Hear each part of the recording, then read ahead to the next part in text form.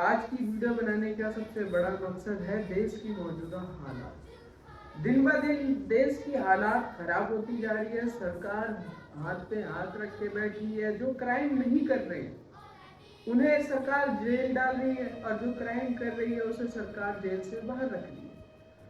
सोचो, इस देश में हम रह रहे हैं जिस देश में सोनम वांगचुक जैसे महान आदमी को जेल में रखा जा रहा है और जो तलवारें बांट रहे हैं उन्हें जेल से रिहा किया जा रहा है। सोचो, हम उस देश में हैं जिस देश में 14 साल के बच्चे के ऊपर एफआईआर किया जा रहा है, जो देश के करप्शन को एक्सपोज करता, उसके ऊपर सोशल मीडिया पे वीडियो बनाता और लोगों को बताता कि देखो मौजूदा सरकार कैसे कर रही है, कैसे करप्शन कर रही है। उसके ऊपर सरकार इतनी डर जाती है 14 साल के बच्चे से कि सरकार को मजबूरन एफआईआर करना पड़ा।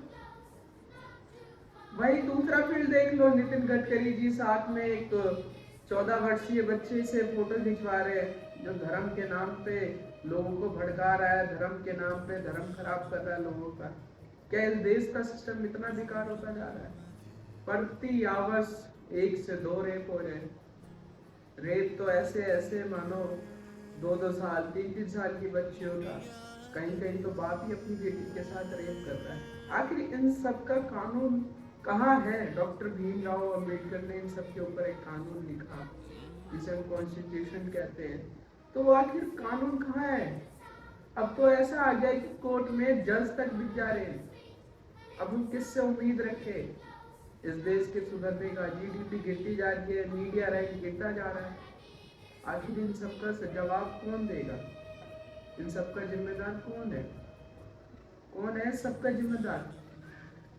जिनको हमने वोट दे के नेता बनाया, आज वही नेता हमें जेल में डाल रहे हैं। वही नेता हमारा जीना आराम कर रखा है पॉल्यूशन से। दिल्ली वालों पता नहीं कहाँ कहाँ पॉल्यूशन से जीना आराम है हमारा। कचरा रोड बनता है खोद देते हैं। आखिर ये कब तक चलेगा?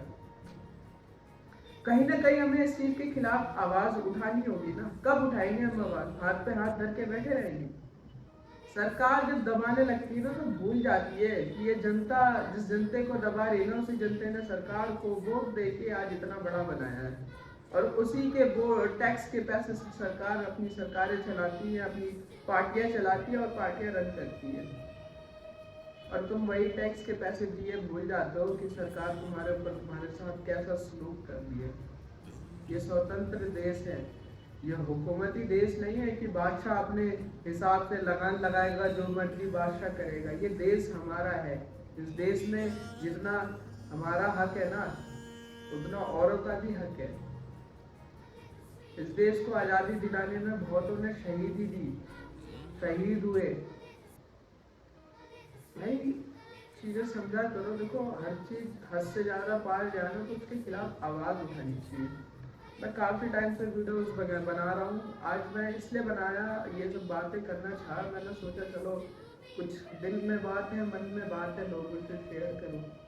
आप भी कमेंट करके अपनी मन की बात बता सकते हो और चीज़ों के होने वाले जो चीज़ें होती है तो उसके ऊपर हम आवाज़ उठाएंगे। उससे जहाँ तक होता है मैं वहाँ तक आवाज़ उठाऊंगा, चाहे मुझे धमकी मिले, चाहे मुझ पर कितने हमले हो, लेकिन मैं ये सब चीज़ें ज़रूर करूँगा। और मैं ना कोई एडिटिंग कर रहा हूँ इसमें और ना ही मैं कुछ कर रहा हूँ। ये मैं सिंपल वीडियो डालूंगा, इसमें मैंने कोई बुक यूज़ नहीं किया। बस आप सबका सपोर्ट किए, क्योंकि अभी मैं ऐसी उलझनों में फंसा हूँ, मुझे किसी चीज़ का वक्त नहीं मिल रहा, ना एडिटिंग का, ना किसी चीज़ का। मैं इस वीडियो की एकदम रॉ वीडियो जैसे मैंने बोला वैसे डालूंगा, इसमें कोई कटेगी कुछ नहीं।